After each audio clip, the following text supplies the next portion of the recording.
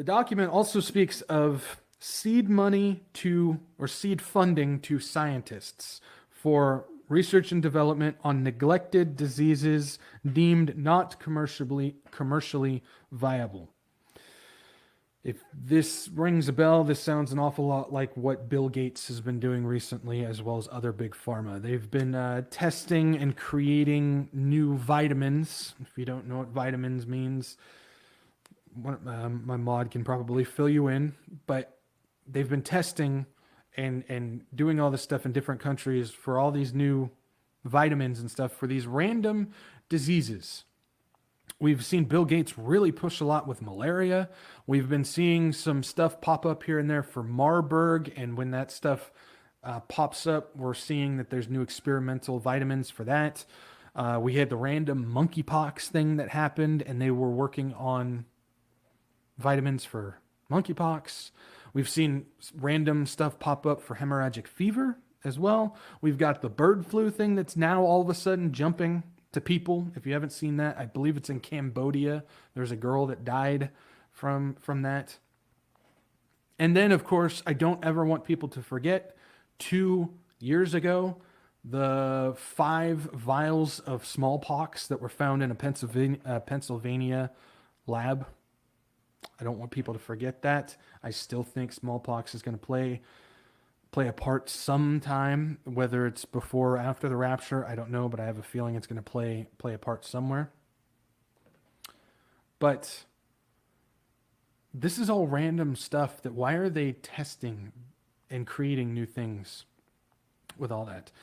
Something else to keep in mind, there's over 2,000 UK members of the WEF in the UK universities, and the Bill and Melinda Gates Foundation has donated 1.45 billion to these universities. So the document talks about seed funding for scientists for R&D on new diseases, or these diseases not commercially viable. Well, Bill and Melinda Gates has donated 1.45 billion for exactly that. So again, the document is right on as far as that goes. The document also touches on the food crisis. I know we're still sitting here going, I thought we were supposed to have a food crisis by now. I don't know what's going on. Why hasn't it happened? Well, it's still going on. It's just working behind the scenes.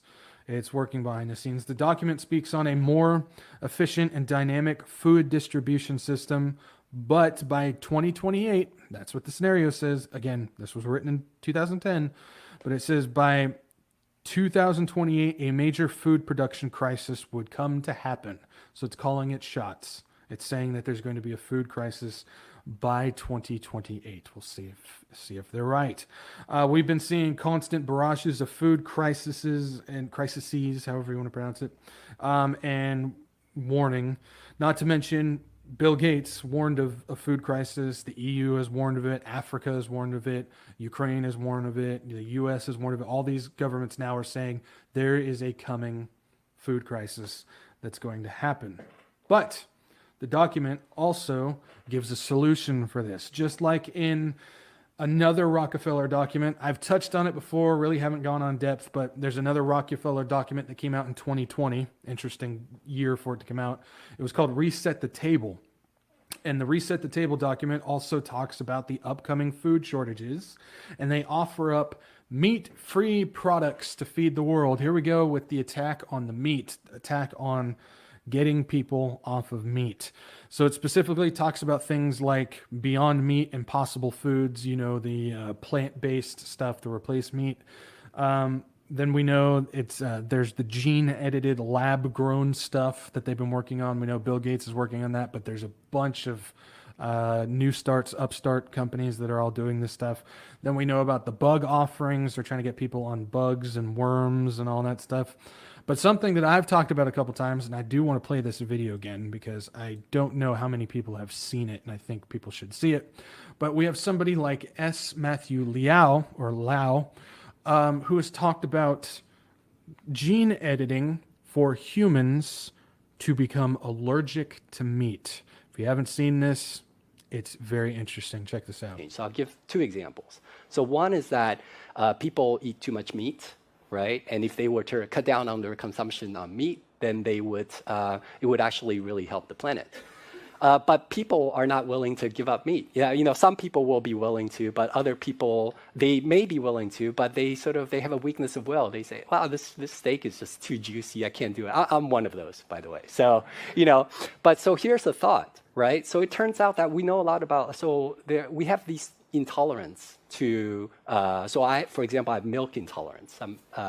And some people are intolerant to crayfish. So possibly we can use human engineering to make it the case that we're intolerant to certain kinds of meat, to certain kinds of bovine proteins. And there's actually analogs of this in life. There's this thing called the Lone Star tick, where if it bites you, you'll become allergic to meat. I can sort of describe the mechanism. So that's something that we can do through human engineering. We can kind of possibly address really big world problems through human engineering.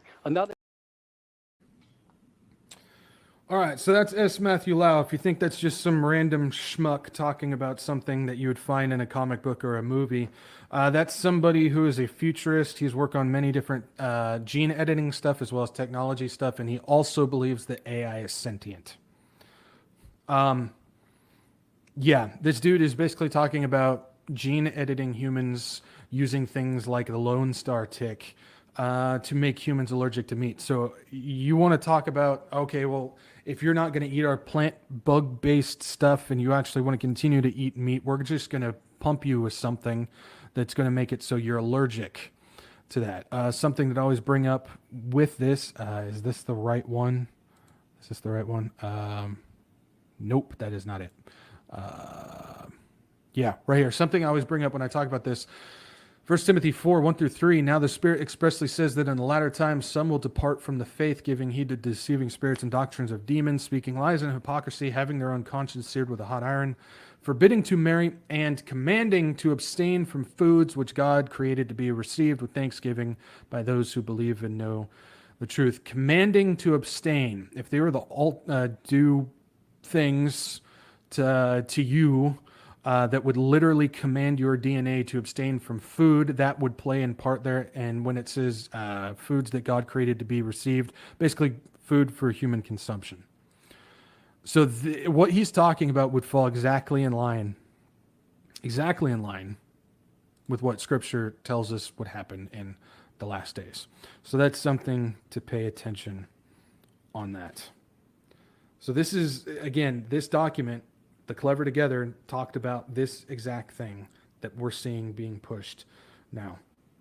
The 2010 document doesn't stop there. It also says the cost of capturing data through nanosensors and smart networks,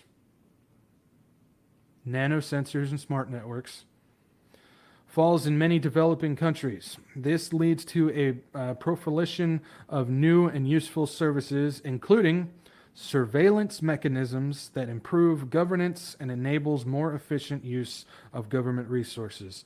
Digital ID, digital wallet, getting everything on one entire app to basically make it all efficient. We've seen that with the DIA app. They're putting everything on the DIA app that's going to connect to Ukraine's smart grid, and it's going to have all the government services on there, including your court system. It's all going to be done through a digital ID app.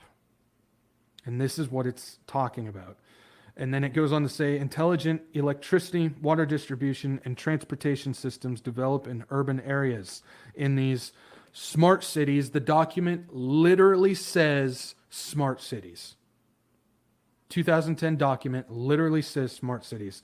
Internet access is seen as a basic right by the late 2010s. That's some of the highlights. That's some of the highlights from that. So from the 2010 Rockefeller document, it spoke on Agenda 2030. It spoke on the Paris Agreement. It spoke on the Sustainable Development Goals. It spoke on the carbon agenda, the food crisis, the smart cities, and everything else that we're seeing now. So with Lockstep, we saw what happened in 2020. With Clever Together, this is what we're seeing now. This is what we're seeing now. These scenarios are playbooks. Again, I've said that a couple times, but I want people to understand. This is Satan's playbook. This is preparing the way for the Antichrist beast system. It's being prepared for him.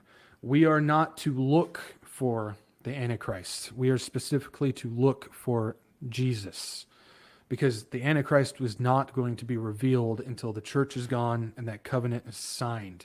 That will be the revealing of the Antichrist. So we don't know who he is. He's not anybody on the field yet. Guaranteed, I can guarantee he's behind the curtain right now. He's on the scene, behind the curtain, somebody that we don't know, that we've never seen before. He may not even know he's the Antichrist yet.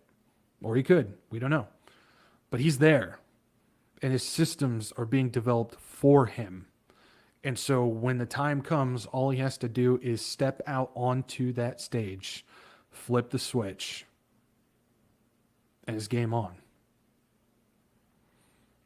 And this climate agenda, the climate religion, that's what this is. It's this climate religion, this climate agenda. It's forming, and it's putting up the 3 pillars of the beast system. This is what's going on, and we're actively seeing this stuff built. It's not conspiracy theory. It's not just random newsworthy stuff. It's not just a rabbit hole.